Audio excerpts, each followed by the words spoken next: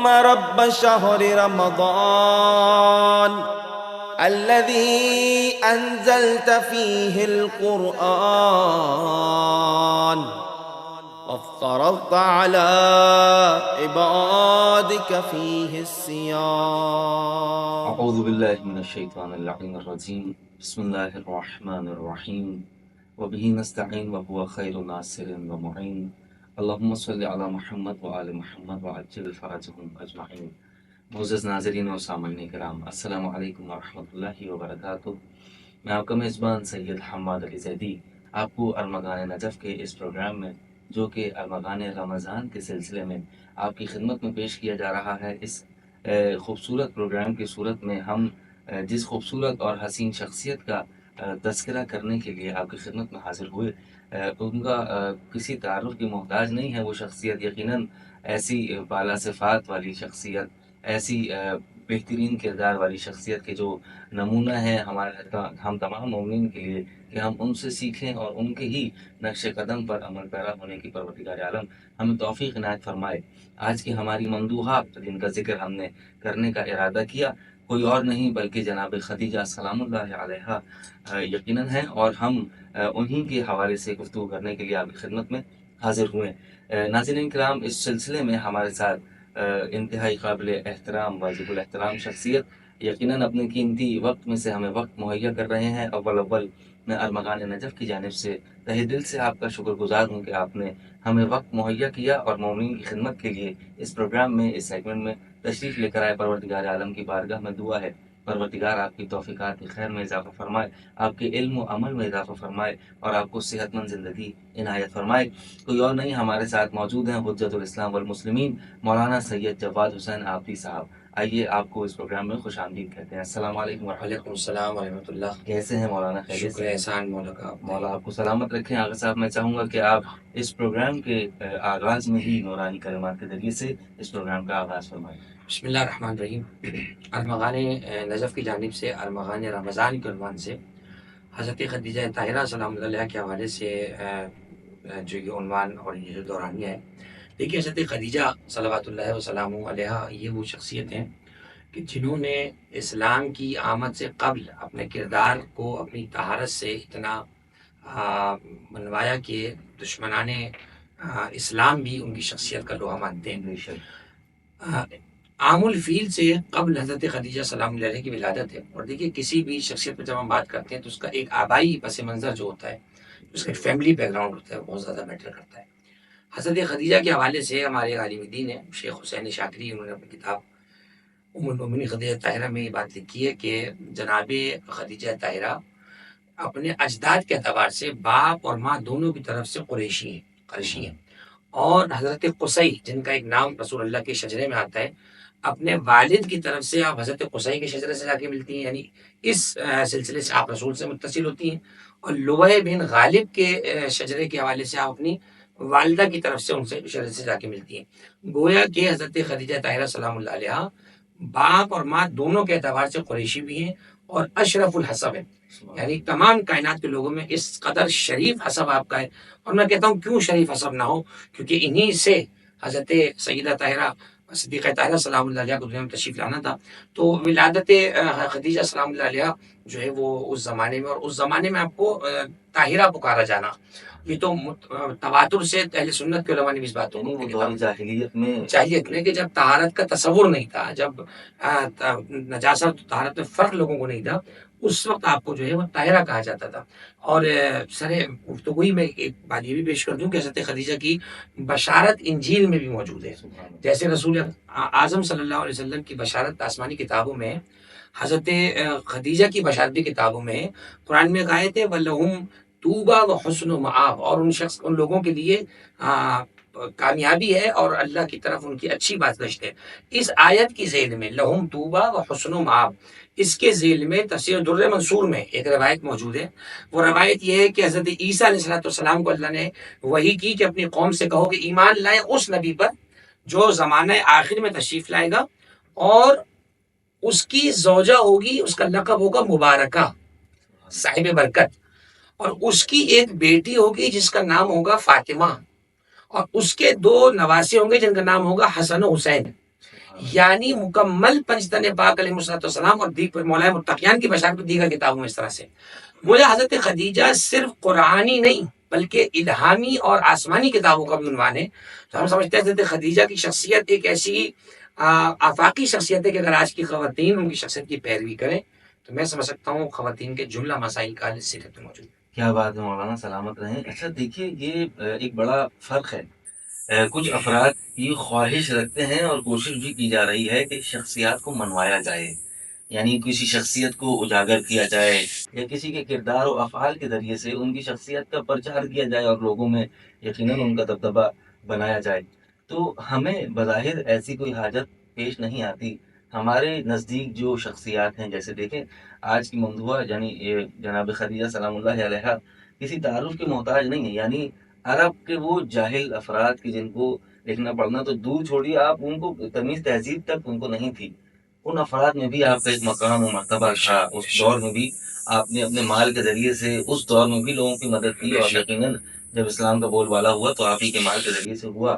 اسی سلسلے میں یہ دیکھیں، شخصیت پرستی اور شخصیت پسندی کے علاوہ یعنی ہمارے نزدیک جو شخصیات ہیں، ہم یعنی اہل تشیع مکتب فکر کے لوگ جو آل محمد کے چاہنے اور ماننے والے ہیں، وہ کسی بھی شخصیت کو کس وقت تسلیم کرتے ہیں اور کسی بھی شخصیت کے وزن کے لیے کیا باتیں ضروری ہونی چاہیے اور کافی ہونی چاہیے. بہت جامع سوال ہے. دیکھیے ہمارے یہاں تو بہت واضح ہے کہ ہمارا معیار قرآن و اہل بیت ہے. قرآن مجید اور حضرات اہل بیت علیہ السلام نے جن شخصیات کا تعارف جس طریقے سے کرایا ہمارے لیے وہ معیار ہے.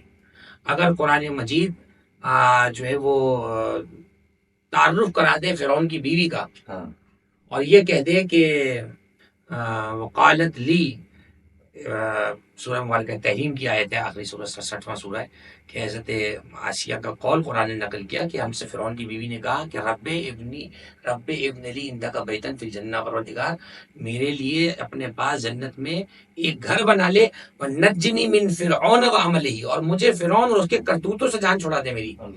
تو اگر خداوند متعال عنایت کرنے پر آئے تو کافر اعظم کی بیوی، یعنی میں کافر اعظم اس لیے کہہ رہا ہوں، کافر بہت سارے تھے، سب سے بڑا کافر چونکہ فرعون تھا، کیونکہ وہ کہتا تھا انا ربکم الاعلی، میں تمہارا رب اعلی ہوں. تو قرآن مجید اہلیت کو کنسیڈر کرتا ہے. قرآن نے یہ نہیں دیکھا کہ یہ زوجیت میں کس کی ہے، قرآن نے دیکھا کہ اہلیت رکھتی ہے یا نہیں. تو جو شخصیات اہل ہوتی ہیں، جب ہم بات کرتے ہیں امہات المومنین کی، خاص طور پہ آج جو ہماری ممدوحہ ہیں حضرت خدیجہ طاہرہ سلام اللہ علیہا، جب ہم دیکھتے ہیں تو آپ ایک ایسا وجود مسعود ہیں کہ ابھی قرآن کی آیات نہیں اتری، ابھی زوجات نبی کے لیے جو پروٹوکولز قرآن میں بیان کیے گئے ابھی وہ نہیں اترے، ابھی حتیٰ رسالت پیغمبر کا اعلان نہیں ہوا.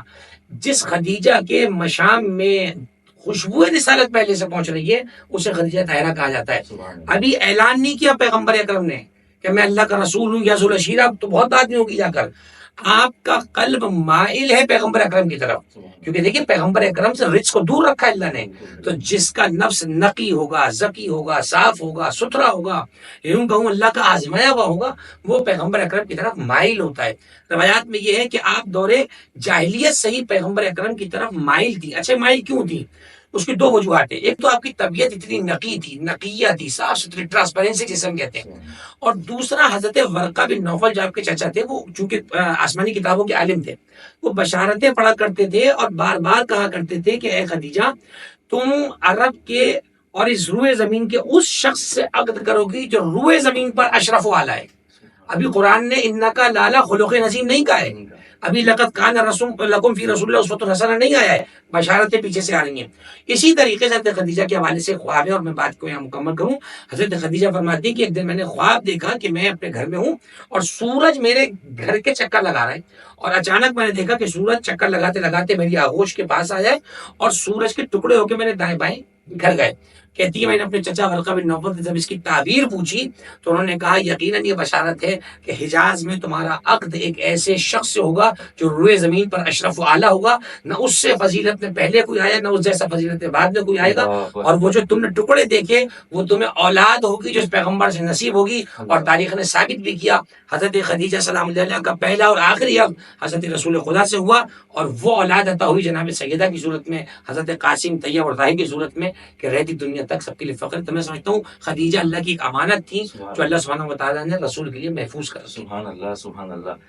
یعنی مولانا اس بات کو محفوظ کر لیا جائے اور یقین حاصل کر لیا جائے اس بات پر، ناظرین و سامعین کے لیے بھی یقیناً یہ توجہ کرنے کی بات ہے کہ آل محمد کے چاہنے والے اپنا سینہ چوڑا کر کے چلیں، کیونکہ ہمارے نزدیک جتنی بھی شخصیات مبارکہ ہیں، متبرکہ ہیں، ان تمام تر شخصیات کا پس منظر یعنی ماضی اور حال دونوں بالکل صاف ستھرے، بالکل کلیئر ہمارے سامنے ہیں، اور ہم اگر چاہیں تو ان کے بچپن کا ذکر بھی کرنے کے لیے آسانی سے ہمارے پاس کتابیں موجود ہیں، اور ان کا شجرہ نسب بھی ہمارے پاس بظاہر موجود ہے۔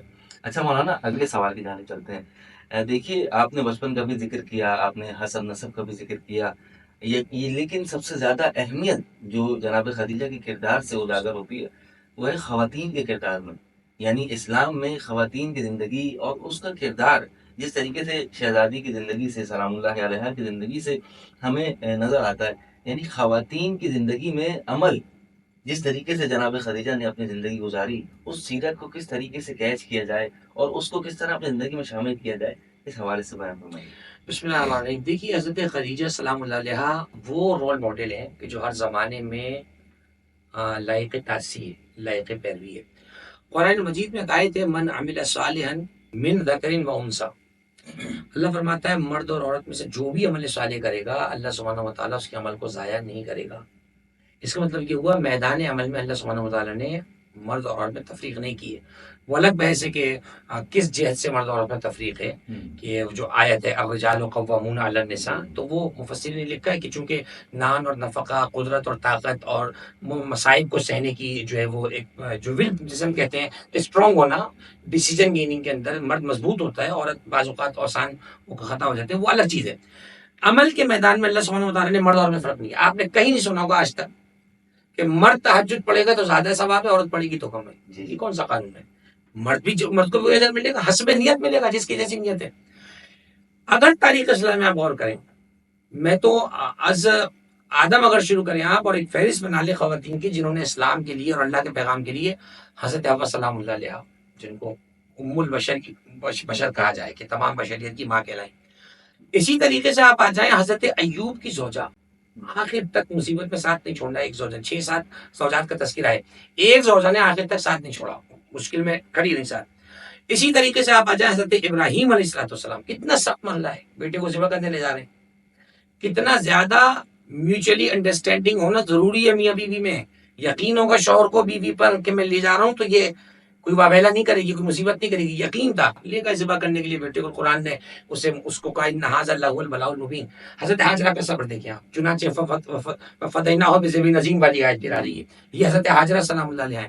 آپ آگے بڑھیں حضرت مریم سلام اللہ علیہ، کیا عجیب کردار ہے، اللہ سبحانہ تعالیٰ نے ان کو آیت اللہ کہا ہے کہ مریم ہماری آیت ہے، عیسیٰ ہماری آیت ہے۔ بات آتی ہے حضرت صدیقہ خدیجہ الکبریٰ سلام اللہ علیہ تک، عظمت قربان اس بیوی پر کہ آج ہر مسلمان کی گردن مال خدیجہ کی مقروض ہے، مقروض تھی نہیں، مقروض ہے، وہ قرض ادا نہیں ہوا۔ جیسے جیسے اسلام کی سرحدیں پھیل رہی ہیں ویسے ویسے قرض خدیجہ بڑھتا چلا جا رہا ہے، اور اس قرض کو لوٹانے کا ایک ہی طریقہ ہے محبت اولاد فاطمہ زہرا، محبت خدیجہ۔ تو میں ہی سمجھتا ہوں کہ عمل کے میدان میں حضرت خدیجہ ہمیں نظر آتی ہیں۔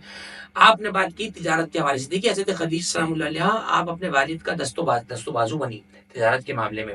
اس زمانے میں آپ دیکھیں ایک اچھے تاجر کی کیا چیزیں جو لوگوں کو اٹریکٹ کرتی ہیں، اس کے زبان کی سچائی، اس کے جناب مال میں دھوکہ دہی نہ ہونا، اس کے لوگوں میں اچھی شہرت، ایک اچھا اس کا فیس ہونا، یہ چیزیں آج ہم دیکھتے ہیں اچھا کاروبار چلانے کی چیز ضروری ہے۔ حضرت خدیجہ کے حوالے سے ڈاکٹر انصار الدین مدنی نے اپنی کتاب ہماری ماں خدیجہ میں لکھا ہے جملہ، کراچی یونیورسٹی سے سرٹیفائڈ یہ کتاب، انہوں نے یہ لکھا ہے کہ شمال و غرب میں ملا کر حضرت خدیجہ کے قافلوں کی تعداد 80,000 اونٹ بنتے تھے۔ 80,000 اونٹ کا مطلب آج آپ یہ کہہ لیں کہ ہیوج ٹریڈنگ۔ آج کے زمانے میں آپ جانتے ہیں کہ دنیا کا 70 سے 80% حصہ سمندر کے ذریعے ٹریڈ ہوتی ہے، یعنی اس زمانے میں جو تجارت کا جال سب جگہ پھیلا ہوا تھا، یعنی میں اگر سمجھانے کے لوگوں کو کہہ دوں اس زمانے میں خدیجہ وہ IMF تھی جو دنیا کو قرضہ دے رہی تھی، حضرت خدیجہ۔ تو میں سمجھتا ہوں خدیجہ صلی اللہ علیہ وسلم کی اتنی آپ پارسائی تھی کہ لوگ آپ کے ساتھ، میں دیکھیں ایک کامن فیکٹ دونوں میں دیکھیں، پیغمبر اکرم کے پاس کفار امانت رکھوانے کو تیار ہے، معلوم ہے کہ یہ امانت میں خیانت نہیں کریں گے، ادھر کفار خدیجہ کے ساتھ کاروبار کرنے کو تیار ہے، انہیں پتہ ہے کاروبار میں جھوٹ نہیں بولتی ہیں، کاروبار میں راست گو ہیں، اپنے معاملے میں ستھری ہیں۔ تو حضرت خدیجہ کی شخصیت اتنی واضح اور اشکار ہمارے سامنے ہے، اور یہی سے ہمیں درس پتہ چلتا ہے کہ آج کے دور میں اگر کوئی خاتون مدد کرنی چاہتی ہے، دین کا کام کرنا چاہتی ہے، اپنے شوہر کے ساتھ کسی دینی کام میں یا دنیاوی کام میں حجاب شرعی کی رعایت کرتے ہوئے حلال و حرام کی یہ پابندی یہ کرتے لازمی سوال تھا. یہ دیکھیں تجارت کی جب بات آتی ہے نا تو دیکھیں جناب خدیجہ نے تجارت کی، لوگ کہا جاتا ہے، لیکن اس دور میں اور آج کل کے دور میں فرق ہے بڑا. وہ دور اور تھا کہ جہاں جناب خدیجہ کا کردار بالکل واضح اور سورج کی طرح، روز روشن کی طرح آیا تھا. آج کل جب تجارت کی بات کی جاتی ہے تو جاب کی بات کی جاتی ہے، کام کی، کسی آفس میں کسی دفتر میں، تو وہاں ظاہر ہے بال بھی کھلے ہوتے ہیں، میک اپ بھی ہوتا ہے. تو ان ساری چیزوں کی اگر ممانعت کی جائے تو یہ سمجھا جاتا ہے کہ آپ ہمیں جاب کرنے سے منع کر رہے ہیں یا باہر نکلنے سے پابندی ہے. تو ہم تو جناب خدیجہ نے بھی کی تھی، یہ مثال دی جاتی ہے. تو آقا یہ کس طرح سے ہونا چاہیے؟ اسے ڈنڈی مارنا کہتے ہیں اصل میں، کہ آپ آدھی چیز کو دیکھ کر جو ہے وہ آدھی چیز کی طرف چلے جائیں. حضرت خدیجہ السلام علیہ پہ میں تو سمجھتا ہوں ایسے لوگوں کا قیاس کرنا بھی حرام ہوگا، بالکل. کہ آپ کہاں اپنی مثال حضرت خدیجہ سے فٹ کر رہے ہیں لے جا کر. حضرت خدیجہ سلام اللہ علیہ نے پیغمبر اکرم کا، اچھا حضرت خدیجہ قافلہ خود نہیں لے کے جاتی تھی، یہ بھی سن لیں. آپ تجارت کو ہیڈ کرتی عوام میں جا رہی ہیں. ہیڈ کرتی تھی، وفود سے ملا، لیکن حجاب شرعی کی رعایت کی کنفرم ہے یہ والی بات. یعنی اگر ہم یہ نہ بھی کہیں تو بریکٹ میں لکھا ہوا ہے، ہو ہی نہیں سکتا کہ جو امانت رسول خدا ہے جسے طاہرہ کہا جا رہا ہے، جاہلیت کے زمانے کے اندر حضرت خدیجہ نے ان چیزوں کو رکھا. آج کے زمانے میں علماء یہ کہتے ہیں کہ اگر کوئی شخص حجاب شرعی کی رعایت کر سکتی ہے، اس کے جاب کرنے سے شوہر اور بچوں کے حقوق تلف نہ ہو رہے ہوں، تو اس کو اجازت ہے، اور گناہ میں پڑنے کا جو ہے وہ ڈر نہ ہو. ایسے جیسے آپ نے مثال بھی دی کہ اگر کوئی ادارہ ہے وہ بے پردگی کی شرط لگاتا ہے تو ایسی جگہ جاب کرنا جائز نہیں ہوگا، بلکہ آپ کے لیے وہاں سے سوئچ کرنا پڑے گا آپ کو. چنانچہ اگر ایسا کوئی ماحول ہے، ایسے ادارے ہیں آج کل ہم دیکھتے ہیں، ایڈمنسٹریٹو کوئی ادارے ہیں، آپ ریسپشنس کے ادارے ہوتے ہیں جہاں آپ حجاب شرعی کا لحاظ رکھتے ہوئے چیزیں اپنی لے کے چل سکیں، کریں، بہت اچھی بات ہے.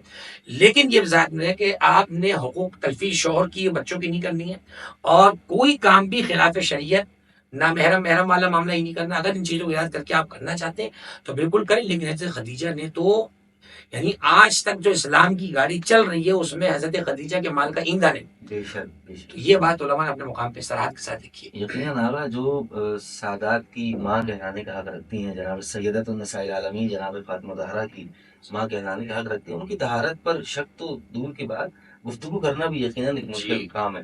کہ جن کی طہارت کی گواہی بے شک. کتاب نے دی، قرآن نے دی، اور دیگر کتابوں میں بھی صراحت کے ساتھ موجود ہے. اگر صاحب کیا وہ جو تجارت آج تک چل رہی ہے، اور یقیناً مال خدیجہ کا قرضدار اسلام بھی ہے، دین بھی ہے، اور جہاں تک ابھی آنے والے دور میں جہاں تک دین کی ترویج ہوتی رہے گی، وہاں تک مال خدیجہ کا اثر و رسوخ رہے گا. تو اگر کیا مال کی طہارت یقیناً ہونی چاہیے، جو ایسی طیبہ طاہرہ بیوی ہوں، مال کی طہارت کس طریقے سے اپنے مال میں پیدا کی جائے؟ کیونکہ آج کل کے دور میں بہت مشکل کام ہے اپنے مال کو طیب اور طاہر کرنا، اور اس طیب اور طاہر مال کے اثرات کیا ہونے چاہیے، ہمیں آپ کی شخصیت سے آپ واضح کر کے بتائیں. بسم اللہ الرحمن الرحیم. دیکھیے ہوتا کیا ہے کہ ہم سمجھ رہے ہوتے ہیں کہ اگر میں 1 لاکھ کما رہا ہوں تو بس میرے لیے حلال ہے. دیکھیے حلال ہونا الگ چیز ہے، طیب ہونا الگ چیز ہے، دو الگ چیزیں. ایک دعا تعقیبات نماز میں ظہر کی ایک دعا میں آتا ہے اللہم ارزقنا رزقا حلالا واسعا طیبا. سوال یہ جب حلال کہتے ہیں طیب کی ضرورت کیا ہے؟ اس کی مثال علماء یہ دیتے ہیں، دیکھیے آپ نے محنت کی کمائی سے شراب کی بوتل نعوذ باللہ خریدی مثال کے طور پر، پیسے حلال کے، جو خریدا ہے وہ طیب نہیں ہے، وہ خبیث ہے. اللہ سے صرف حلال کی دعا نہ ہو، طیب کی بھی دعا ہو. حضرت خدیجہ سلام اللہ علیہ کا مال اس قدر طیب کے دین کے کام آیا. وَوَجَدَكَ عَائِلًا وَأَغْنَا، سورۃ الضحیٰ کی آیت. فخر الدین رازی نے اپنی تفسیر میں لکھا ہے وَقِيلَ أَغْنَاهُ اللَّهُ بِمَالِ خدیجہ. انہوں نے قولی لکھا ہے کہ اللہ نے پیغمبر کو مال خدیجہ کے ذریعے سے بے نیاز کر دیا ہے. سبحان اللہ سبحان اللہ. کتنا پاک مال ہوگا کہ جس کے ذریعے سے پیغمبر اکرم کو غنی کر دیا، بے نیاز کر دیا. اب کسی کے مال کی ضرورت نہیں ہے پیغمبر اکرم کو. اور آپ کو ایک واقعہ یاد ہوگا، ہم نے اسکول کی کتابوں میں واقعہ بچوں نے پڑھے کہ وہ خانہ کعبہ میں جب اینٹیں لگائی جا رہی تھی تو جھگڑا ہوا بہت. سب نے کہا کہ ہم اپنی اینٹ ہم لگائیں گے. تو سب قبیلے کے لوگ آئے تو ان میں ظاہر ہے کہ سب طرح کا مال تھا. تو جب وہ اینٹیں فٹ کرنے لگے خانہ کعبہ میں تو حجر اسود کی جگہ سے سانپ نکل آیا. اب وہ سانپ اندر ہی نہ جائے، وہاں اژدہا آ گیا. اب کیا ہو کیسے ہو، رسول خدا کو بلایا گیا تو اللہ کے رسول سے سبب پوچھا کہ ہٹ کیوں نہیں رہے یہاں سے. فرمایا چونکہ تمہارا مال حلال نہیں ہے کیا بات ہے، تمہارے مال میں طہارت نہیں ہے، تمہیں ابھی حلال و حرام کا نہیں پتا. اب جملہ سنیے، کس کی اینٹ لگی وہاں پر؟ حضرت ابو طالب تشریف لائے، آپ نے ایک اینٹ اٹھا کے اپنے ہاتھ سے اس جگہ رکھی، جیسے ہی قریب آئے سانپ چلا گیا. صرف اینٹ رکھنے کا مسئلہ نہیں تھا، اینٹ تو کوئی بھی رکھ دیتا، اینٹ مار دیتا سانپ کو. بتانا یہ تھا جیسے مال خدیجہ طاہر ہے ویسے مال ابو طالب بھی پاک و طیب ہے، کہ جو حلال لقمے پیغمبر اکرم صلی اللہ علیہ وسلم کے جو ہے وہ دہن اقدس تک پہنچے جب آپ چچا کی جو ہے کفالت میں رہے. تو اتنا پاک و پاکیزہ مال جس کی ابھی جو سوال آپ نے کہا نا کہ مال خدیجہ کی برکت آج تک چل رہی ہے، میرا سوال یہ ہے وہ مال کیا آج کہیں باقاعدہ سرکولیٹ ہو رہا؟ نہیں، وہ مال تو ختم ہو گیا، وہ ظاہر سی بات ہے. اس کی برکت، اس کا اثر، اس کی یوں کہیے کہ لانگ لاسٹنگ، وہ وقت، وہ دورانیہ، وہ ڈیوریشن ابھی تک چل رہا ہے. تو حلال چیز کی برکت ہوتی ہے، حلال چیز کی برکت ہوتی ہے. اللہ نے علی و فاطمہ کی نسل میں اتنی برکت دی کہ صبح شام قتل کرنے کے بعد آج دنیا بھر میں سادات موجود ہیں، ہم دیکھتے ہیں. تو اتنا پاک و پاکیزہ مال تھا جو دین اسلام کے کام آیا، اور اسی کا پھر اللہ نے بدلہ دے کے کہا دیکھیے ہوتا کیا ہے، آپ نے میرے ساتھ نیکی کری، اصول تو یہی شرافت کا میں آپ کے ساتھ کر دوں. خدا نہ کرے آپ آگے پیچھے ہیں یا کسی کی آنکھ بند ہو جاتی ہے تو اب کیا ہے، سامنے کی بات ہے، اس کے بچوں کے ساتھ کرو. خدیجہ دنیا سے چلی گئی، زہریلی گھاس کھانی پڑی آپ کو. علماء نے لکھا ہے کہ آپ کی شہادت ایک طرح سے زہریلی گھاس شیب و تعلیم میں کھانی پڑی، اس کے سبب سے آپ کو نقاہت ہوئی، نحیف ہو گئی آپ. اور اسلام کے لیے جو محنتیں آپ نے کی تھی بظاہر اس کا پھل نہیں دیکھ سکی، اگرچہ انہوں نے دنیا میں کچھ پانے کے لیے نہیں، میں نے اسلام کے لیے کام کیا تھا. آج تو ہم سبیل بھی لگاتے تھے کہ تمہارا نام ہو جائے، وہی کر دیا. لیکن اللہ تو قدیم الاحسان ہے، احسانوں کو یاد رکھنے والا ہے. اللہ نے کہا ٹھیک ہے، خدیجہ نے اگر یہ خدمت کی ہے تو نواسے تو خدیجہ کے ہیں. قل لا اسألکم علیہ اجرا الا المودۃ فی القربى. اب خدیجہ کے خاندان کی محبت اسلام کا بدلہ ہے. تو میں سمجھتا ہوں یہ پروگرام ایک طریقے سے ارمغان رمضان کے عنوان سے جو ارمغان نجم کے پلیٹ فارم سے ہو رہا ہے، جہاں یہ ایک ہم دورانیہ گفتگو کو لے کر چل رہے ہیں، وہیں یہ اجر مودت حضرت خدیجہ بھی ہے کہ حضرت خدیجہ ہم آپ کے مقروض ہیں، ہم دین پہ عمل کر کر آپ کی جو ہے وہ رسول خدا کے دین پہ عمل کر کر آپ کی اولاد سے محبت و مودت کر کر ہم آپ کے قرض کے کچھ قیمت اللہ، سبحان اللہ، سبحان اللہ. یقیناً رسول کی سربلندی میں اضافے کا سبب ایک مال خدیجہ اور دوسرا تلوار امیر المومنین یعنی ذوالفقار ہے. اگر صاحب دیکھیں، یقیناً ایک واضح شخصیت ہے، اور یقیناً آپ کی قربانی، آپ کا اظہار، آپ کا جس طریقے سے مال لٹانا کسی سے پوشیدہ نہیں ہے. اب کوئی مانے یا نہ مانے، لیکن جو چیز ہے وہ ہے، روایات میں موجود ہے. یقیناً جس طرح آپ بیان کر رہے ہیں، اکثر اختلافات بھی پائے جاتے ہیں، اور یہ بات بھی کی جاتی ہے کہ جس دوران رسول اسلام کو عقد کے لیے خبر پہنچائی گئی، ان کو متنبع کیا گیا، اور کس طریقے سے نکاح کیا گیا، اور رحمت للعالمین کی نگاہوں میں آپ کا مقام و مرتبہ کیا تھا اس وقت کہ جب نکاح کے لیے بات چیت چلی ہے، اس کے حوالے سے بات کریں. دیکھیے اس حوالے سے بھی بہت پیاری حکایات اور روایات ہماری کتابوں میں ہیں. یہ طے ہے کہ یہ بھی اچھا گوشہ آپ نے یہاں پہ کھولا. حضرت خدیجہ نے آپ کو معلوم ہے رشتے کی پیشکش کی ہے، رسول اللہ کا رشتہ نہیں ہے. بظاہر عمومی طور پر تو کیا ہے کہ رشتہ لڑکے کی طرف سے جاتا ہے. آج کے زمانے میں لڑکی کی رشتہ آ جائے تو کہیں گے کہ بڑا وہ خاندان ہے. لیکن آپ دیکھیں سیرت میں کیا مل رہا ہے. حضرت خدیجہ نے پیشکش کی. کیوں؟ اس کا سبب سنیے آپ. اس کا سبب یہ ہے کہ حضرت خدیجہ جانتی تھی اگر رسول کی طرف سے رشتہ آیا تو بے دین مورخین یہ لکھ دیں گے کہ نعوذ باللہ نقل کفر نفاشت مال خدیجہ دیکھ کر پیغمبر اکرم نے حضرت خدیجہ سلام اللہ علیہ اتنی بڑی مدافع شان رسالت ہیں اللہ اکبر کہ آپ نے کہا میں بھائی دیکھیں پیسے والی رشتہ دے دیے تو اب کیا بات ہے. وہ یہ چاہ رہی ہیں کہ یہ پیسہ دولت سیکنڈری چیز ہے، میں آپ کے کردار کی، آپ کی سیرت کی، آپ کی شخصیت کی گرویدہ ہوں. چنانچہ میں چاہتی ہوں کہ میں آپ کی خدمت خواستگاری کروں. آپ نے وہ قافلہ جو بھیجا اپنے غلام کے ساتھ، اور اس قافلے کے اندر رسول اللہ بھی حضرت ابو طالب کے کہنے پہ شریک ہوئے. میسرہ سے کہا سارے راستے تو دیکھتا رہنا، اور خبردار ان کو کوئی زحمت نہ دینا، کوئی تکلیف نہ دینا. یہ کیوں کہہ رہی ہیں؟ ابھی تو نہ عقد ہوا، نہ ابھی نبوت کا اعلان ہوا، یہ کیا ہو رہا ہے؟ میسرہ سے واپس لوٹ کر آیا، میسرہ کو بلایا، میسرہ سے کہا کہ مجھے بتا تم نے سارے راستے کیا دیکھا. میسرہ نے بیان کرنا شروع کیا. میسرہ نے کہا کہ میں نے یہ دیکھا کہ جب پیغمبر اکرم اونٹ پہ سوار ہوتے تھے تو اونٹ کسی تابع غلام کی مانند خود ان کے آگے بیٹھ جاتا تھا. پیغمبر اس پہ سوار ہوتے تھے, پیغمبر جہاں سے گزرتے تھے میں نے چلچلاتی دھوپ میں دیکھا کہ ایک بادل سایہ فگن آپ کے سر پہ ساتھ ساتھ چل رہا ہے. میں نے دیکھا کہ وہ جس کھانے میں ہاتھ ڈال دیتے تھے وہ کھانا لشکر کھا چکتا تھا مگر پھر بھی ختم نہیں ہوتا تھا. میں نے دیکھا جب بھی کسی درخت کے پاس سے گزرتے تھے درخت آدھے آدھے جھک کر انہیں سلام کرتے تھے. ادھر میسرہ بیان کرتا جا رہا ہے, ادھر جناب خدیجہ کی آنکھوں سے عقیدت کے آنسو ٹپک رہے ہیں, جیسے ساری باتوں کی تصدیق ہو رہی ہے. بس جملہ سنا دل بنایا اور کہا کہ آج سے اب خدیجہ کا جو مال ہے وہ سب خدمت پیغمبر میں حاضر ہے. اپنے چچا سے عقد خواستگاری کی کہ میں عقد کرنا چاہتی ہوں, تو پھر عقد ہوا وہاں سے. اور یہ جملہ بہت اچھا کہا آپ نے کہ آپ ام الائمہ بھی اس حوالے سے کہی جائیں گی آپ. بس فرق اتنا ہے فاطمہ بنت اسد جو ہے وہ 12 اماموں کی ماں ہے, کیونکہ ان کا پہلا بیٹا بھی خود امام علی علیہ السلام, اور جناب خدیجہ 11 اماموں کی ماں ہے. ایک علی علیہ السلام کو نکال کر ایک ان کے داماد. ایک روایت میں یہ کہ رسول خدا کی جناب زینب سے باتیں کر رہے تھے اور باتیں کرتے کرتے کہا کانا بطن امک وعاء للامامت, اے بیٹی تمہاری مادر گرامی کا جو صدف عصمت ہے وہ امامت کا ظرف ہے. یعنی تمہاری مادر گرامی ہی وہ ہے جن سے اللہ نے تم جیسی بیٹی عطا کی, اور تمہارے صدف عصمت سے پھر امامت کے گوہر نکلیں گے جو دنیا کے اندر ہدایت کی روشنی کو پھیلائیں گے. تو حضرت خدیجہ ایک ایسا عنوان ہے کہ جس پر گفتگو کو حق کبھی بھی ادا نہیں ہو سکتا. سبحان اللہ سبحان اللہ. آقا یہاں یقیناً ہمیں سیرت کے حوالے سے بھی پہلو ملتا ہے کہ اپنے شوہر کی عزت کا کس قدر خیال رکھا, یعنی ان کے آداب و افعال میں بھی اور اس کے علاوہ ان کے پیٹ پیچھے بھی کس طریقے سے خواتین کو ان تمام تر امور کو سیکھنا چاہیے اور زندگی میں یقیناً شامل کرنا چاہیے.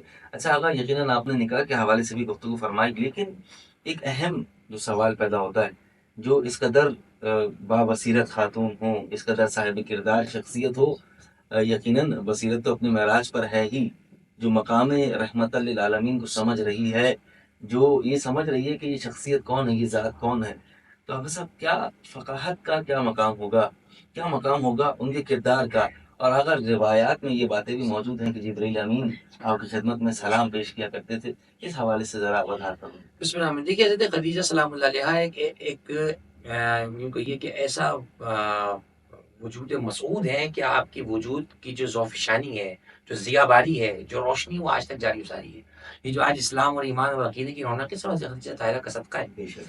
حضرت خدیجہ طاہرہ کے حوالے سے یہ بات لکھی ہوئی ہے کہ آپ ایک ایسی یعنی علم و فقاہت, آپ نے اچھا لفظ رکھا, ایک ایسے مقام پہ تھی. ابن ماجہ میں ایک روایت موجود ہے کہ ایک دن حضور اور حضرت خدیجہ تشریف فرماتے ہیں تو جبریل علیہ السلام نازل ہوئے رسول خدا کے پاس. فرمایا ان اللہ یقرؤک السلام وعلی خدیجہ, اللہ آپ پہ سلام بھیج رہا ہے اور خدیجہ پہ سلام بھیج رہا ہے. یہ خود ایک پوری بحث ہے کہ اللہ کی طرف سے کسی کا سلام آنا یہ چھوٹی فضیلت نہیں ہے. سورہ صافات 37واں سورہ ہے, وہاں پہ انبیاء کے نام لے کر سلام ہے. وہاں پر آپ جانتے ہیں سلام کا معنی سلامتی ہے. سلام اللہ کے خود ناموں میں سے ایک نام السلام ہے. جیسے ہی اللہ کے رسول نے جملہ خدیجہ کو کہا, اب جملہ سنیے آپ, اللہ کے رسول نے جیسے ہی کہا کہ ھذا اخی جبرائیل, یہ جبریل میرے بھائی کھڑے ہوئے ہیں جو مجھ پر سلام بھیج رہے ہیں اور تم پہ سلام کر رہے ہیں اللہ کی طرف سے. فقالت خدیجہ علیہ السلام وعلیک السلام وعلی جبریل السلام وإلی اللہ السلام. اللہ اکبر. یہ فرمایا کہ یا رسول اللہ آپ پہ بھی سلام ہو, جواب دیا پلٹ کر, آپ پہ بھی سلام, جبریل پر بھی سلام, اور اللہ کی طرف سے سلام. اللہ پر سلام نہیں کہا.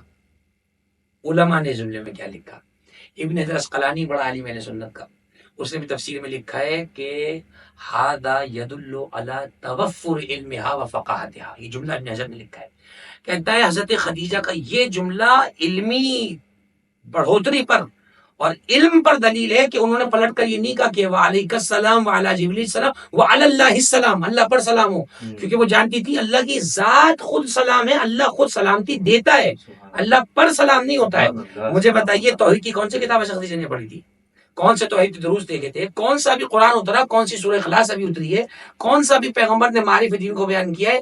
یہ وہ قلب مطہر حضرت خدیجہ تھا, یہ وہ شخصیت حضرت خدیجہ طاہرہ سلام اللہ علیہا تھی کہ جس اللہ سبحانہ وتعالیٰ نے سنوارا تھا, سجایا تھا. یہ حضرت خدیجہ کا علم کیوں نہ ہو, آپ کی بیٹی خود صاحبہ مصحف فاطمہ، آپ کا داماد باب مدینۃ العلم، آپ کی 11 کی 11 بیٹے جو ہے مدینۃ العلم اور علم کا شہر، تو وہ خود رسول خدا مدینۃ العلم. تو کیا اللہ سبحانہ و تعالیٰ نے منصوبہ بنایا ہے؟ علماء نے لکھا ہے خدیجہ جیسی آپ کو ملی ہی کوئی نہیں. یہ علماء نے نہیں لکھا ہے، علماء نے رسول سے سن کے لکھا ہے کہ جب کبھی کوئی بیوی رش کیا کرتی تھی اور بار بار رسول کے سامنے ایسے خدیجہ کے ذکر برے انداز میں کرنے کی کوشش کرتی تھی، تو روایت میں لکھا ہے فغضب رسول اللہ صلی اللہ علیہ وآلہ وسلم تغیر لونہ، حضور غضب فرماتے تھے، آپ کا رنگ بدل جاتا تھا. فرماتے تھے کہ اللہ سبحانہ و تعالیٰ نے مجھے خدیجہ سے بہتر عطا ہی نہیں کی. اور جب بھی کبھی کوئی دمبا وغیرہ ذبح کراتے تھے خدیجہ کی سہیلیوں کو بھیجتے تھے، اور کبھی کوئی بات ہوتی تھی تو یاد کر کے کہتے تھے ہاں خدیجہ یہ والی بات کہتی تھی، ہاں خدیجہ یہ کہا کرتی تھی. یہ یاد کرنا بتا رہا ہے کہ یاد خدیجہ قلب پیغمبر میں ہے. تو مجھے کہنے دیجیے جس قلب پہ قرآن اترا ہے اسی قلب میں یاد خدیجہ ہے، اور اسی یاد خدیجہ کو دل میں سجانے والا مومن ہوتا ہے. تو حضرت خدیجہ طاہرہ سلام اللہ علیہ ایک ایسا وجود مسعود ہے، امت اسلامیہ، اہل ایمان، مومنین، مسلمین ان کے مقروض ہیں. چاہیے ہمیں یہ کہ ہم ان کی سیرت کی پیروی کریں، تاسی کریں، تاکہ ہمارے لیے ایک بہترین نمونہ عمل بن کے سامنے آ سکے. سبحان اللہ، جزاک اللہ. سلسلہ عصمت کا منبع و ماوا یقیناً جناب خدیجہ سلام اللہ علیہ. آگے صاحب آخری سوال ہمارے پاس موجود ہے اور دامن وقت میں بھی زیادہ گنجائش نہیں ہے. آپ نے یقیناً کما بہو کافی گوشوں پر روشنی ڈالنے کی کوشش کی. مولا آپ کی توفیقات خیر میں اضافہ فرمائے، اور اس پروگرام کے سلسلے میں جو افراد بھی اس پروگرام کو دیکھ رہے ہیں ان کو اس کو بغور سننے اور ان باتوں پر عمل پیرا ہونے کی توفیق بھی عنایت فرمائے. اگر صاحب میں یہ پوچھنا چاہوں گا کہ آپ نے جس طرح سے بیان فرمایا زہریلی گھاس کھانے پر آپ کو مجبور کیا گیا، اور جو بھی آپ نے اظہار و قربانیاں رحمت للعالمین کی خاطر یا پروردگار عالم کے دین اسلام کی خاطر دیں، ان کا بظاہر اثر آپ کی زندگی میں نظر نہیں آیا. تو آگے صاحب کیا وجوہات تھیں کہ جو آپ اس طرح سے گھاس کھانے پر یا دیگر اتنے مشکل حالات کو سامنا فیس کرنے کے لیے مجبور ہو گئیں؟ اس حوالے سے بیان فرمائیے گا، اور آپ کی وفات کے حوالے سے کہ کون سی تاریخ ہے کہ جب آپ نے پردہ فرمایا اور کیا وجوہات رہیں؟ دیکھیے یہ تو حضرت خدیجہ کی قلب پیغمبر میں، آپ کے قلب میں جو محبت پیغمبر تھی، جو صدق و صفا، جو توحید کے ساتھ وفا تھی، یہ خاندان ہی توحید کے ساتھ وفا کرنے آیا ہے. انہی کے گھرانے میں تو وفادار اور سرکاری وفا پیدا ہوئے، کسی اور گھرانے میں تھوڑی ہوئے. آپ کا جو یقین تھا مشکلات اور مصائب نے، دیکھیے ایک حدیث ہے کہ کلما زیدہ فی ایمانہ زیدہ فی بلائہ. حدیث میں یہ کہ جب جب ایمان بڑھایا جاتا ہے تب تب بلائیں بڑھتی ہیں. جب خدیجہ سے بڑا کوئی مومن کائنات میں نہیں ہے. یہ اول امرأۃ آمنت برسول اللہ صلی اللہ علیہ وسلم، تمام مورخین نے یہ بات لکھی ہے، انہا آمنت برسول اللہ اطلاقاً و اجماعاً. یہ بات بھی کتابوں میں مطلقاً حضرت خدیجہ. آدمیوں میں آپ چلاکی کر لیں گے کہ بچوں میں علی رائے، مردوں میں بولا ہے، عورتوں میں چلاکی نہیں کر سکتے آپ. عورتوں میں سب سے پہلے خدیجہ لیں. حالانکہ ہمارے یہاں جب بھی ہم لفظ کہتے ہیں تو یہ بھی سن لیں ہمارے سننے والے، ہم ایمان لائے، ہم ایمان لائے سے مطلب یہ نہیں لیتے کہ وہ پہلے کچھ اور تھی، ایمان ظاہر کیا ہے. روایات موجود ہیں. آپ نے لم تعبد صنما قط فی حیاتی ابدا، یہ بات آپ نے کی، کبھی پوری زندگی میں بت پرستی نہیں کی، ہو ہی نہیں سکتا. بت شکن جو داماد بننے والا ہے، اور یہ گھرانہ جو خود رسول خدا کی توحید کو آگے لے کر چلنے والی ہے، سوال ہی پیدا نہیں ہوتا. روایات میں یہ ہے کہ آپ وہ زوجہ وحیدہ ہیں پیغمبر کی کہ جن کا عقد پیغمبر سے پہلے نہیں ہوا. جعفر مرتضی عاملی رحمۃ اللہ تعالیٰ علیہ لبنان کے بڑے عالم ہمارے تھے. ان کی کتاب 50 جلدوں میں موسوعہ صحیح من سیرت النبی الاعظم، تحقیقی طور پر انہوں نے بات ثابت کی ہے 25 سے 26 سے زیادہ کا قول معتبر ہمارے پاس نہیں ہے. روایات سینکڑوں موجود ہیں، 55 56 جس کا جو جی میں اٹھا کے صورت سے دیا. ہمارے پاس تحقیقی قول اور محقق قول جو ہے وہ یہی ہے. 25 برس کی آپ کی عمر ہے، اور سب سے پہلی اور آخری زوجہ تھے خدیجہ ہیں جنہیں پیغمبر کے ساتھ زیادہ گزارنے کا وقت موقع ملا. 25 سال آپ پیغمبر کے ساتھ رہیں. آپ کی کسی پیغمبر کی اور زوجہ اور دیگر امہات میں کوئی وقت نہیں ملا کہ وہ اتنا زیادہ ساتھ رہیں. 25 برس آپ نے ساتھ گزارے، مشکلات میں ساتھ رہیں. اور دیکھیے ہوتا بھی یہی ہے، خوشی میں گزارنے کو صرف یہ رشتہ تھوڑی چلتا ہے. تو مصیبتوں میں یہ جو ہم نکاح کرتے ہیں، جو ایگریمنٹ ہوتا ہے نکاح کی صورت میں، یہ ہر مشکل میں نبھانے کا ہوتا ہے. یہ نہیں ہے کہ شوہر آپ کی جناب وہ خواہشات پوری کر رہا ہے تو سر کا تاج ہے، اور خواہشات نہ ہو تو وہ تاج پھر کہیں اور آ جائے. یہ وہ خاتون تھیں جب یہ مشکلات بڑھی تو پھر ایمان اور مضبوط ہو گیا. عقیدے نے آواز دیکھے گا خدیجہ یہی تو وقت ہے کہ تم تاریخ میں ایک مثال رقم کرو. تو چنانچہ مورخین نے لکھا، وہ گھاس والی روایت بھی علماء لکھتے ہیں، پڑھتے ہیں، یعنی وہ جو اب ظاہر بائیکاٹ جب کرتے ہیں پورا عرب، تو کھانا نہیں، پینا نہیں، ملنا نہیں، غذا کا پراپر نہ ملنا، صدمے. اچھا میں سمجھتا ہوں دیکھیے ایک شریف آدمی جو ہے نا، شریف النفس، اور خدیجہ جیسی خاتون شاید بھوکا رہنا برداشت کر لے. شرافت، ان کی بیان، ان کے موقف پہ جب بات ہو. حضرت خدیجہ کو سب سے بڑا صدمہ میرا یقین ہے بھوک کا صدمہ نہیں ہوگا. صدمہ یہ تھا کہ میرے زوج نامدار رسول، جو کائنات کا رسول رحمۃ اللہ عالمین، ان کے ساتھ یہ معاملہ بھی نے محسوس کیا ہوا ہے. چنانچہ حضرت خدیجہ 10 رمضان المبارک کی تاریخ ہے، اور کیا وہ رمضان تھا پیغمبر اکرم کے لیے کہ جب آپ کے سینے پہ داغ مفارقت، جدائی کا داغ ہوا.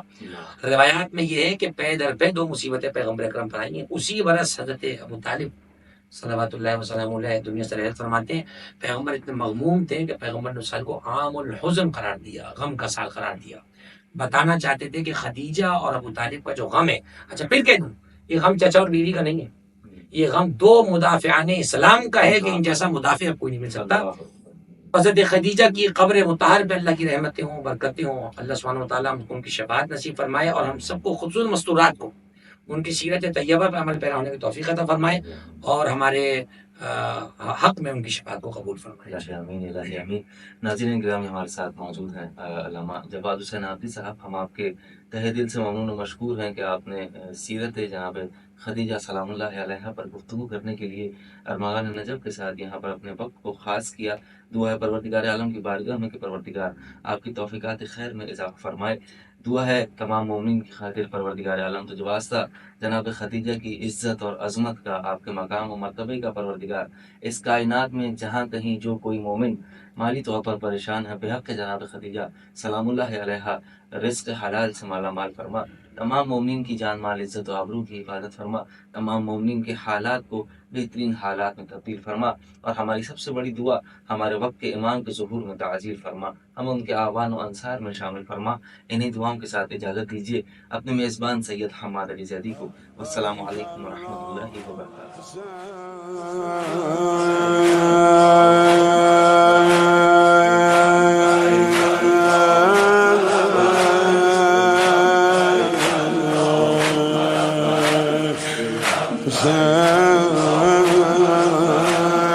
لبيك اللهم لبيك لبيك